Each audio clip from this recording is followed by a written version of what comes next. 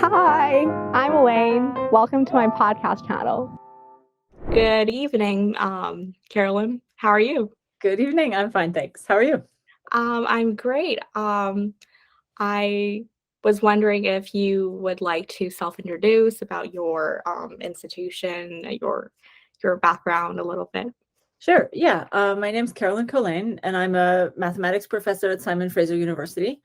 And there I do research on using math to understand infectious diseases. So for the past few years, I've been working quite a lot on the COVID-19 pandemic, using modeling and statistics to understand how it spreads and to build models to use sequence data from the virus, the viral RNA, to better understand how it moves around the world and how it's evolving. That sounds really interesting. So you um, work with both biology and mathematics. So I mean science, of course, but how do they bridge together or connections that you find between these two fields? Yeah, there are lots of connections. So I think we can use mathematical models to simulate processes in the world and see what happens when we change things, see if our understanding is correct. So if we have a guess for what's causing a certain phenomenon and we can develop a simulation model that we can explore, we can check the consequences of our assumptions. So if we assume two viruses are going to compete, what does that mean about what happens when we suppress one of the viruses and not the other one? Or if we assume that people infect each other at a certain rate, then we see something happen in the data. Then what does that mean about the effects of lockdowns or the effects of distancing measures? So we use mathematical models that we use to describe mechanisms in the world, and we explore how the models behave. We compare them to data, and we try to learn about the biological world and the physical world, partly through the lens of those mathematical models. Yeah, so we started with COVID and we had this Omicron. So how do you think that Omicron even evolved through? How do you think viruses evolve into different varieties? So in a way that it's hard for a lot of scientists and humans to prevent the disease. How do you think it really evolved so fast? Yeah, so viruses like SARS-CoV-2, coronaviruses, and many other viruses can actually pick up mutations relatively quickly in their RNA.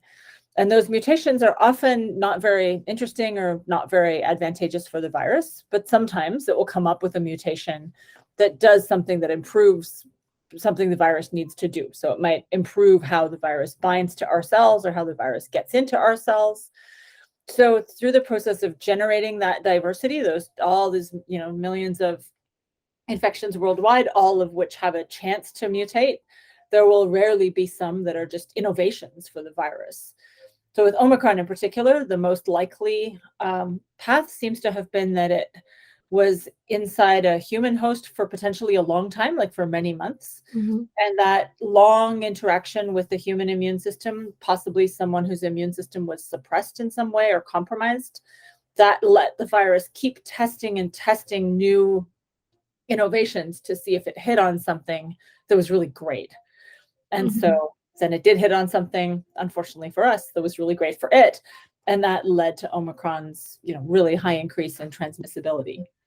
Yeah, it sounds really interesting. So, I've also heard from other people, they were saying, so I mean, there are debates out there that Yeah. says sometimes when we wear masks, it doesn't really sufficiently protect us from these diseases. Do you think it's true that masks aren't that efficient? Well, you have to ask, sufficient for what? Closer fitting masks and so on will protect differently. To me, I think even if something isn't perfect, it can still be a good thing to do. So I think it's true that community mask use does not 100% stop all transmission. So yes, there can be gaps in masks. Yes, surgical masks may let things in. Yes, people may not wear their N95s completely perfectly at all times, but reducing those opportunities for transmission can still delay transmission. It can prevent transmission on many occasions, even if it's not perfect. So I think you wouldn't want perfection to be the enemy of the good, right? And you also want to think about, what are you comparing this to? is wearing a mask when you're in a really densely crowded indoor environment that's poorly ventilated perfect? No. Is it a lot better than nothing? Yeah, probably. Yeah. It still covers up with something, And it can prevent you, if you're sneezing or if you're infectious, it can prevent you from infecting others, which is valuable to you, because you like the people you're with, and we value protecting our communities. So I'm really curious about your day in the life of a math professor at SFU. So could you tell us something about your daily schedule? Yeah, so I have a combination of online and in-person meetings, and I also do thinking sometimes. So reading papers, thinking about them, reviewing them, either papers that we're writing in our group or that colleagues have written or that I'm reviewing for a journal. And I sometimes do my own mathematics too, working out research questions that I'm interested in, or making small, hour by hour progress on those questions. Right now, I'm not teaching a lot, but the daily life of most mathematicians would involve undergraduate teaching. So maybe 3 lectures a week of a course that we're hopefully interested in. So that's a part of university life for many people, just not for me right at this moment. And then the meetings are with people that are in my research group, who are doing research in collaboration with me, graduate students, postdocs, and faculty that I'm working with. Or some of the meetings are also with colleagues around the world, colleagues in BC that we're working together, or sometimes with government or other people that we're talking to and advising about COVID or about the topics that we do research on. Oh, it's great. So do you think COVID's getting better, like way better right now compared to before? That's a good question. So absolutely, we're in a much better position than we were at the start of the pandemic. I would say in BC, right at this moment, it's not in a pronounced decline. There's a lot of COVID out there. It's probably holding pretty steady. And it's hard to know what exactly is going on, just because testing is changing through time, and hospital reporting is also changing to some extent through time. So it's a bit hard to get a really clear picture right now of, for example, how many people in Vancouver have COVID right now. Like, we don't probably really know that. We could make some educated guesses, but I think we are in a better position than we were in the first year and a half of the pandemic. And but it's still here. It's still creating a burden of illness and some severe disease, and also an unknown burden of disability and chronic disease that I think we need to start thinking about. Yeah, for sure. And I think that health is really, really important. And I love how you connect math and biology together, because maybe some people would think that there's not much connection between these subjects, but they're actually really, really connected. How you can use math modeling to compute or whatever the viruses. So I think that is really, really cool. So back to math. What do you think is, according to your personal opinion, what's the most interesting part of the SFU math program, do you think? That's a great question. So I of course, as an applied mathematician, I like applied math. So, people, I think researchers and professors will often say that they like the research they do, and that's because they do the science they want to do. So I don't necessarily like something because I do it. I may also do that thing because I like it. So one thing I really like about SFU is the strength that we have in applied math, in bringing math to problems in biology, even in cancer, and fluids and how they flow, in physics, and of course in my work in infectious disease. We have people working on applications in linguistics and in the brain. We've had projects. So I love the applied math focus. I think SFU also has good strengths in discrete math, which is the study of kind of discrete objects like graphs, which have nodes connected by edges, or counting types of discrete structures. And I think that's a nice part of math that not all math departments have. And of course, we have strengths in pure math, which is math that's about other math. And that's also really beautiful and really exciting for people who really like that abstraction and that kind of inherent beauty in seeing like what are the kinds of objects we can think about and define, and how do they work, and how are they connected at deep levels to each other and to topics in physics and other areas. So I think we have a range of strengths. And of course, my particular focus is really on the applied side. Yeah. Yeah, for sure. And do you teach year one students at SFU or mostly the seniors? So not these days, actually, because of the pandemic really took a lot of my focus, and we built 2 different organizations. And so I haven't been teaching throughout. When I last taught at SFU, I taught a second year operations research course. And that's actually a nice thing about SFU too. Operations research is the task, well, the way within math, it's the task of kind of using mathematical models and simulation to help an organization figure out what to do. So you might figure out how to schedule buses in a way that makes the whole schedule more efficient with fewer delays. Or you might try to schedule the buses so that they don't all pile up like 3 in a row. Although apparently that's very hard to do. They will just generically always pile up. So you get several buses at the same time and then a big gap. But I taught a course for second year students about that. And it was really fun because they had projects. And so they came up with data and a question. One was about the SFU gondola and would it really be better, and how many more people could it take, and the consequences of that on the transport to and from SFU. Another was about where we might want to put mass transport lines in the Fraser Valley. So it's a fun course because it's really accessible for second year. Well, at the second year level, you don't have to be really advanced to take it, but it really brings in some fun applications. Yeah, sounds really interesting. So do you also teach postdocs or doctoral students as well? Yeah. So I have undergrad research students and master's students and PhD students and postdocs working in the group right now.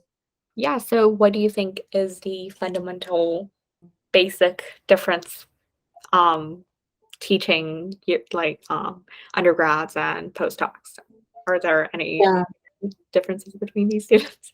Yeah, absolutely. So of course, postdocs already have their PhD, so they've already done scientific research and published it. Teaching undergraduates is mostly in a lecture format. You give a class 3 times a week, and the class has an outline, and it has assignments and a midterm and an exam, and then it's done. I think one of the really big differences is when you have a class and an exam and then it's done, the students hand in their work once and they get their A or their B or whatever it is, and then the work doesn't get redone. Whereas when you move into doing research, you do a project and you sort of feel like, okay, I tried all these things and I did this thing. And then you look at it and you have your colleagues or your supervisor look at it. And then you think of all these other things and you think, oh yeah, okay, so now we should do this again and we should do it this way. Or now we should do something else and we should do it that way. And now we should write it again and do it again and do it again. And I think that's a real frame shift, like being used to having your work be done, handed in, get your A, versus be done, handed in. Oh, now there's a whole bunch of science to do to think about it and learn something about the research question. And then we do this project until we think it's a meaningful contribution and the kind of thing we wanted to say. And we've learned something, and then we try to publish it. And then it comes back with these tepid responses from reviewers. And then you do it again. And so I think that's a big difference. The lecture format versus the one-on-one, but also just the nature of what is done and how much we see that we have to learn. Once we start doing research, there are just endless worlds of things we don't know, and getting comfortable with that can just be a challenge at that stage for sure. Totally agree. How about for your undergrads, do you give them an opportunity to do retests if they don't do that well, or try again, something like that, improvement marks or anything? Yeah, like so that depends on the courses. When we have projects in the courses that I would teach, we would usually, have students be able to submit a draft and then get comments on it. So it wouldn't be like a grade and then a redo. It would be like more like a model of, okay, we're going to start that process of you do the thing once, we think about it, you get some feedback, and then you continue the project using that feedback to make it better. So in project-based courses, yes. Generally, you don't get to retake a final exam, for example. Yeah, same system as in high school, I guess. Oh, interesting. So, are there students in at the undergrad level where they so transitioning from grade 12 high school to university, did they have a hard time in a way? Or it's basically kind of like the same system and pace as high school, or it's way more rigorous and there's so much workload? I think it can be a shock. I think the high schools, of course, differ a lot from each other. And so it can be hard for university departments to really understand where students are coming from, since they will all have potentially very different high school experiences, and they'll be in different programs doing different selections of courses, and they'll have different priorities and different interests. So I think it can be a challenge at first for students to kind of get into that university mode, especially when there isn't homework that's due necessarily every week. So then it can be quite easy to put off revising your lectures and then it can be hard to catch up. I think that's one thing students struggle with. For sure. And so for people out there in high school, they want to transition into or specialize in university math or in their future careers, or they want to be, are you a virologist or something, or mathematician studying COVID? What prerequisites do you recommend them taking right now? That's a great question. I think some science background, for applied math, some science background is really helpful because you're going to apply math to something in the world. So it's good to know about how scientists think about reasoning about those things in the world. What would we expect to see if my idea was true or my hypothesis? What could make it look like that but not be my hypothesis? So I think for applied math, some science is good as well as math. And statistics. The more I've matured as a researcher, the more interested I've become in statistics, partly because now we have data and then you need to think about statistics. I think it can be taught in a way that is very boring and that students are just very put off by. I know many of us were when I was a student, but actually conceptually, this like thinking rigorously about what the observations we see in the world actually mean is part of statistics, and that's a really interesting task. And I think statistics has a lot of applications, has a lot of math in it, but also brings you close to data science and some really flexible areas, along with applied math, which I also like for that flexibility, that idea that once I understand some principles of how to do modeling, I can do modeling that helps me understand how COVID spreads, or I could do modeling that helps me understand blood cell production and regulation, or I could do modeling that helps understand forest fires and what they might do, or I could just think about so many different topics. And so I really like that breadth that we can achieve with applied math. Yeah, for sure. And do you think there's some theoretical connection between mathematics and nature in general? Yes, I do.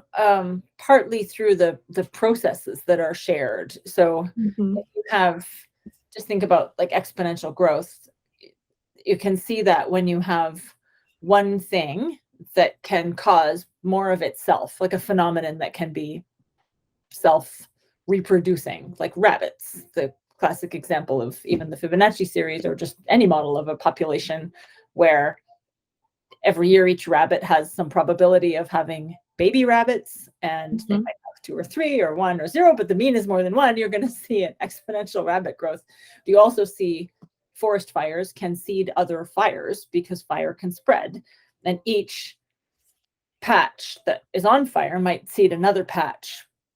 And so in this, you get sort of the same mathematical phenomenon, even though the entities are really different. Or bacteria can divide. They're completely different than rabbits, but they share the property that the population can each give rise to new members of the population each generation. And so you see that same mathematical phenomenon, even though the entities are really different.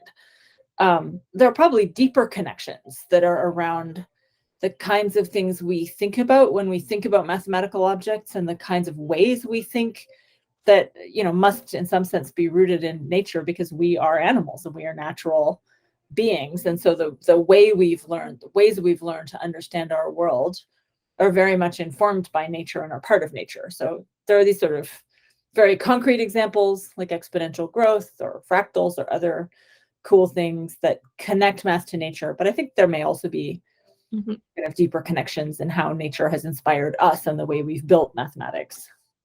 Yeah. So do you think, regarding what you said, how we built mathematics, do you think math is human made, or do you think it's always there? I think some aspects are always there. There are fundamental truths about the universe that couldn't be any other way. But I do think mathematics is shaped by our own interests and tastes, and there are cultural aspects of mathematics. Not that the cultural aspects shape what's true in math or not. That's not what I'm saying. I think that the cultural aspects shape what we think of as beautiful mathematics and what we think of as interesting, and what kinds of conjectures we think are worth pursuing, what we want to prove. So there's a lot of mathematics that could be done, and we choose as a field and as a community or a set of communities that are interacting what problems are interesting and what to work on.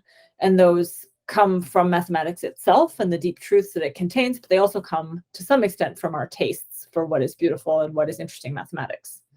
Mm-hmm. Yeah. So since you work with biology and math, do you have a recommended book related to biology and math, or COVID, or something math I modeling? do have a recommended book. I really like this book. This is by a friend and colleague at UBC, Sally Otto, and Oh.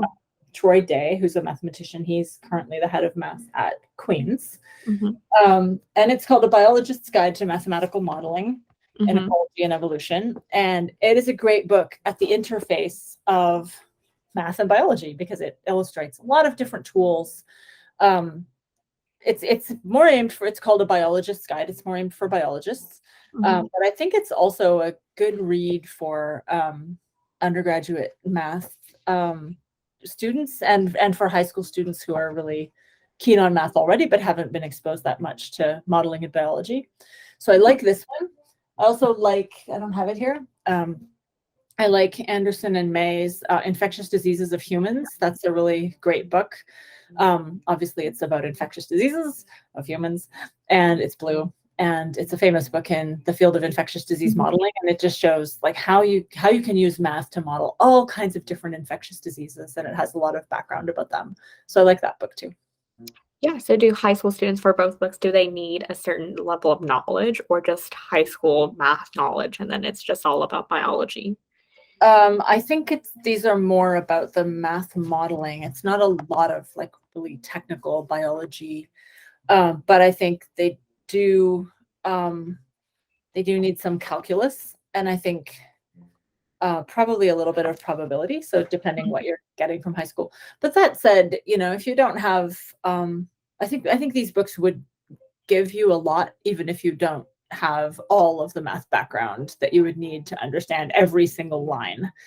And in a way, that's something that you can learn, when you're interested in a topic. You can pick up the things that you don't know independently. And in a way, as researchers, we all have to do that. There's no class that we can teach to learn what we need to learn. And so when we need to learn something that we can take, so when we need to learn something, we just have to go read it and figure it out and ask our colleagues and friends and learn it independently. So that's definitely something that is a good habit to get into. Yeah, for sure. It sounds really interesting. So do you think that COVID, I don't know if I can ask this online or share it, whatever. Do you think COVID is government invented, or do you think it's a natural evolution? It's just through time, like we just find these weird things in nature.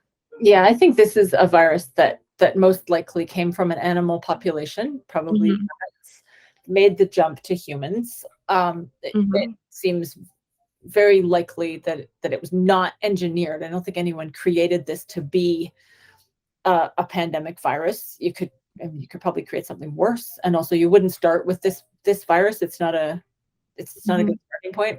Mm-hmm.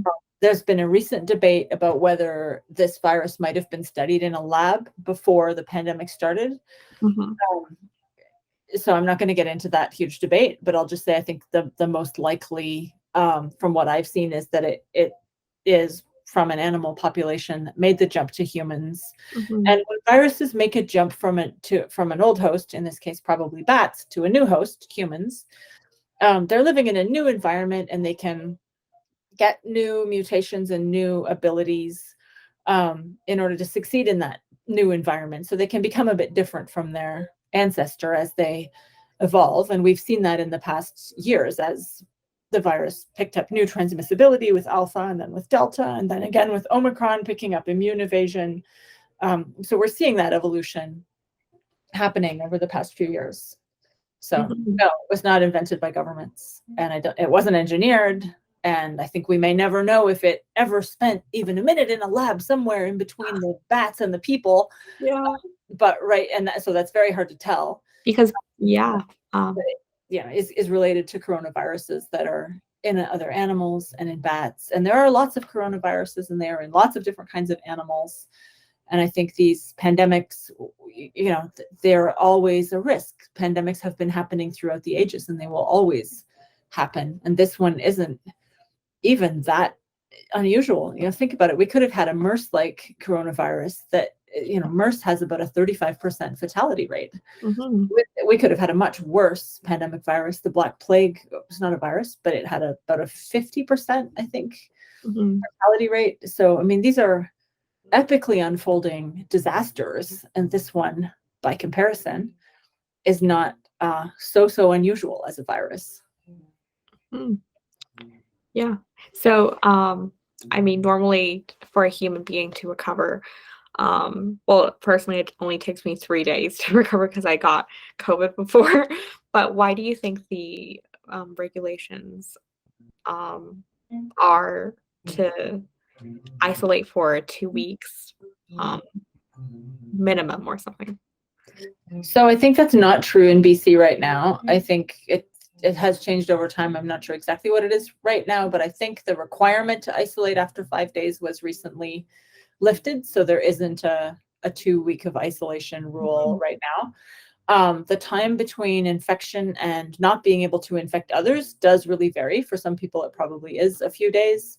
For others, it can drag on, and that depends a little bit on how sick you are, but it can also be people who are not very sick can have a high viral load for a long time. So the extent to which you feel ill is not a great predictor for how much virus you have that you might be able to spread to others.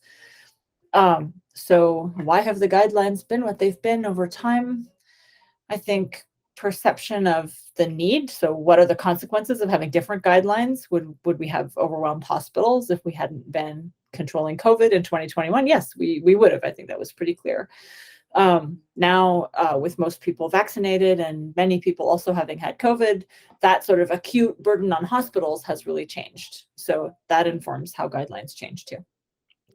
Yeah, so over your years in the medical viral industry, so you have a lot of ideas about different viruses happening. So over maybe in the future, decades later, what changes in this field do you expect, or will we have new viruses coming up? Do you think there's a potential for that to happen?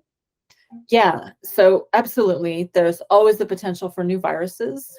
We have a large human population. We have a changing climate. We have changes in the ways in which we interact with wild animal populations and the ways they interact with each other and the ranges that they have as the climate changes. So I think we will have not only more opportunities, as we would always have had another opportunity for a pandemic throughout the ages, but we may have an increasing number of those opportunities for new viruses to get into people, explore the space right adjacent between wild animals and livestock and domestic animals and people. So in the past 20 years, we saw SARS-1, we saw the H1N1 in 2009, the MERS coronavirus, which was from camels, and had a high fatality rate, like I mentioned. There's been Zika virus. There's been outbreaks of Ebola virus. There's been the mpox or monkeypox recently. That's just in the past 2 decades. That's actually quite a lot. And that's probably not all of them. So, I think there will, and of course, relatively recently before that, there was HIV. So I think these will keep happening. And I think we need to think about what we can do to prevent them from becoming pandemics. Another change, you asked sort of changes in that's sort of the viruses in the world. In the field and in research, I think we will get the ability to have better data faster. And I'm thinking specifically of, technologies that can sequence and thereby identify lots of viruses from the same sample. So imagine instead of having the swab and you do a COVID test, you have a swab and it actually tests for 7 different respiratory viruses, and the ones it finds, it gets a genetic sequence so that you can figure out, where the most likely source of that virus is, or something about how severe it's likely to be. I think that kind of technology is nearby. And I hope that we will, before something comes out of a bat in 2035, also figure out how to share those data and really make the most effective, quick use of them worldwide in a way that can help to prevent pandemics. I think we're not quite there yet with the sharing and the coordination, but I hope that we will get there.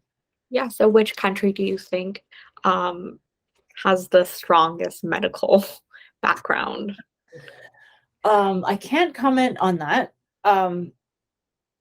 But I can say that in terms of the data collection and data sharing, I would say the UK has been really a world leader in getting COVID, getting the samples, getting the sequences, doing the random testing in the population from the Office of National Statistics survey, learning from those data to figure out, what's alpha doing in its evolution that is making it, the way it is, what's driving the growth of alpha at the start. They did not have less COVID due to all that. It wasn't that sharing that data and getting it enabled them to have a lower burden of COVID than, say, we did. It may have enabled them to have a lower burden of COVID than they would have if they hadn't had those data. It's hard to know what would have happened if we'd had different policies. So I would say the UK has definitely been a leader in that kind of science, getting the evolution, the epidemiology, the biology, the analysis, the math together. I think they were really a huge leader there, but I can't really say who has a more or less advanced medical system, because I don't really know. Yeah, but I think Canada has a really strong medical background too. Yeah, it's known for a pretty good great medical services too. But there's tons of viruses out there, and throughout as time passes, there's always new ones and new ones. And do you think maybe one day using mathematics and technology, do you think we can eliminate all of these potential viruses that's happening? Or why do viruses even exist at the first place? Shouldn't this be a perfect world that we live in? Yeah, no, I don't think we could eliminate all viruses, and I don't think we would want to, just like we wouldn't want to eliminate all insects.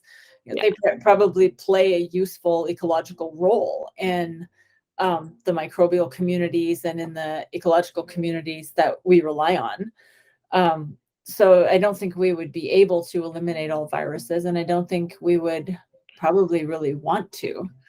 But I think we do seek to eliminate very dangerous viruses. We would seek that with polio. We saw that with smallpox.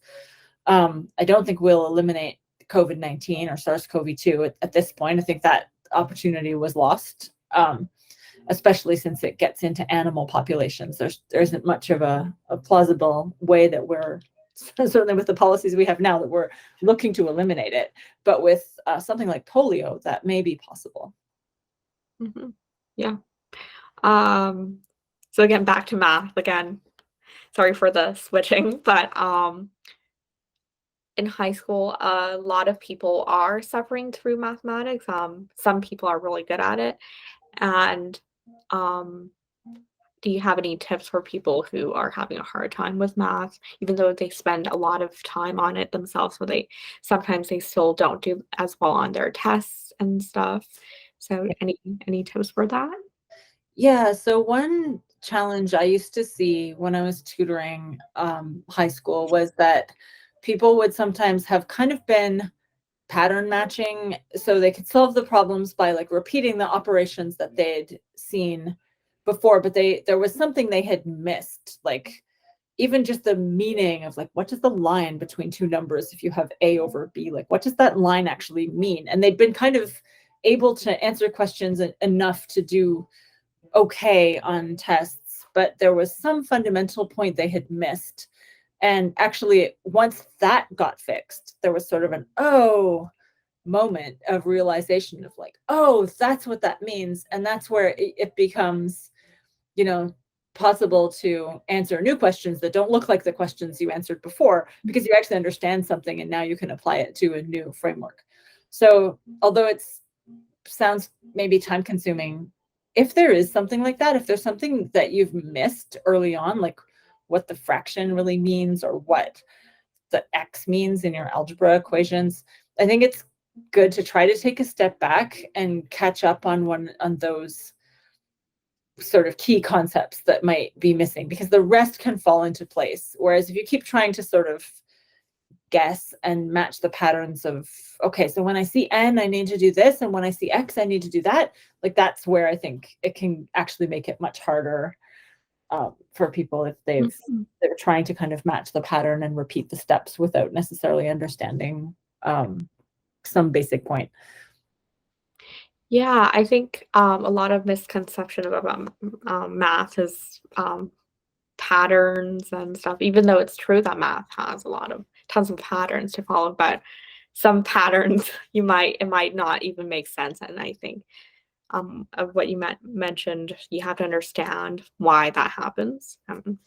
Yeah, so asking why, not just what to do to solve the question. And I think sometimes it can be really hard, even now at every level, it's really hard to force ourselves to focus on the part we don't understand. It's quite easy to kind of enjoy sitting with the part we do understand. But that, teaching your brain to say, wait, this part here, this part I don't actually fully understand. That can save, it sounds time consuming, but I think it can save so much time because it builds a foundation that is strong that then you can build more on top of. Yeah, for sure. And I really like your tips, I think. Especially people who are really, really good at math, they sometimes just they don't have time for reading math books. I think some mathematically talented people, they focus a lot on competition questions, and it's also about like tactics or whatever things happen like that too. Right. Yeah, but so to end off, another last question. So you work on mathematics and different coronaviruses. What additional hobbies do you have that supplements your studies or that would help you to improve? There's always like people have a hobby that really helps them a lot. Yeah, so I do music. I sing in a small chamber choir and I play the piano, and I go running and I go kayaking. Those are my main hobbies. And I have kids, so I do parenting. Oh, that's interesting. Yeah, but thank you so much for answering my questions. Absolutely. I enjoyed talking with you. It was great. A great discussion. Thank you so much.